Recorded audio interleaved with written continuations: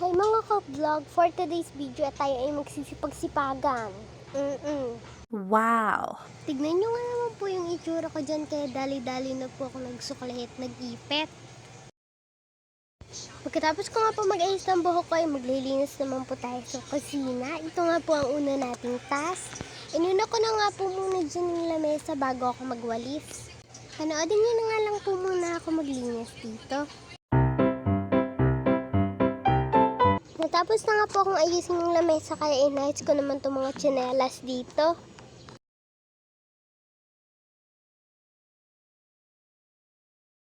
Pagkatapos nga po nun ay nagwalis naman po ako. Inuna ko po munang gamitin ang walis na walis ting-ting. Pagkatapos ko nga pong magwalis ng walis ting-ting ay nagwalis naman po ako ng walis tambo. O diba kinarir yung pagsipagsipagan? Pagkatapos ko nga pong magwalis ay maghuhugas naman po ako ng plato. Syempre inayos ko muna po ito. Panoorin nyo na nga lang po muna ako dito sa aking paghuhugas.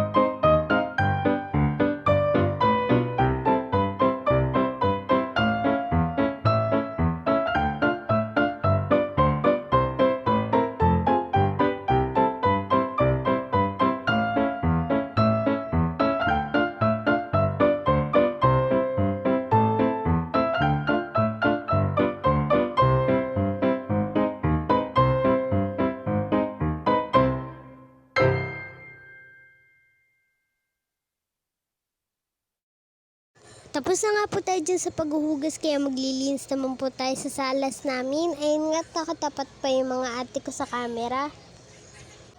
Kaya nga po inayos ko itong camera. Inuna ko nga po muna itong bintana na inayos. Ngayon nga po pala ay wala sila mama. Dito nga po ay hindi na talaga maganda yung amoy nitong kurtina namin dahil ang tagal na hindi nalalaban. Tumulong na nga din pala dito yung ate ko at siya nga yung nagwalis.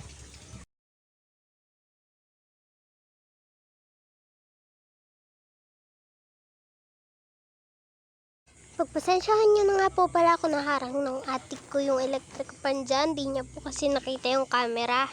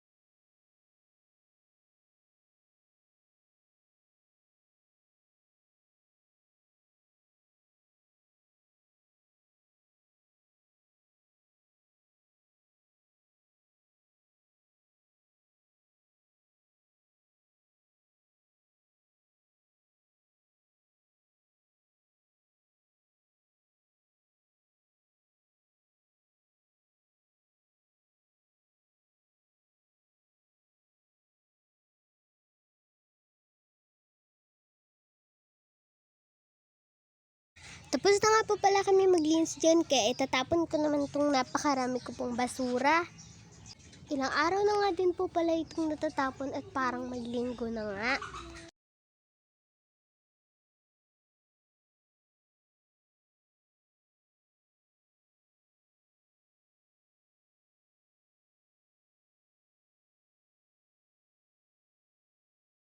Nahihirapan nga po pala akong itapon dito kasi hawak ko yung camera, kaya naisip ko nga po na ibaba ko muna yung camera.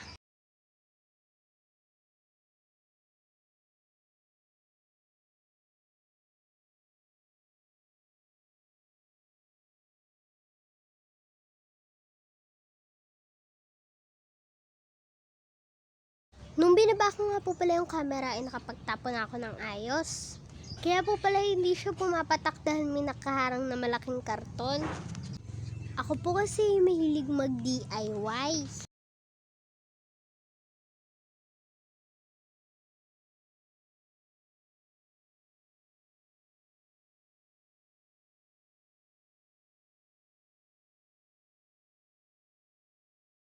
Tapos na nga po pala ako magtapon kaya papasok na ako sa loob para sa ating third task.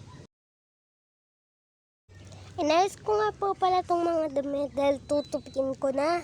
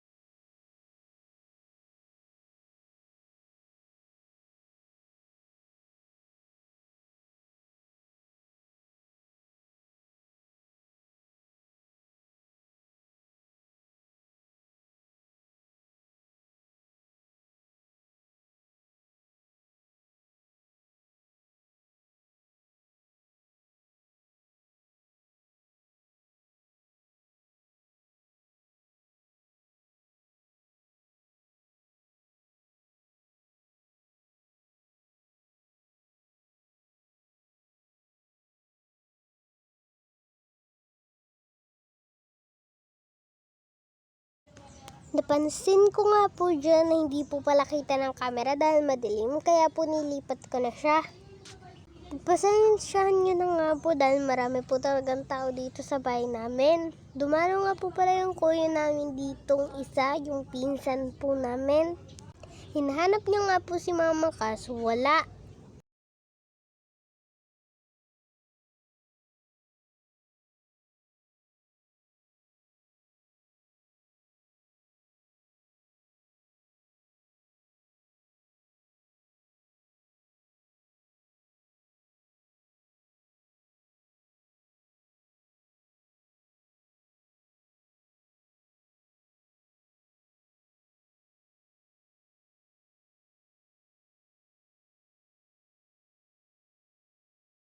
Ayun nga lang po yung vlog ko ngayong araw and bye bye!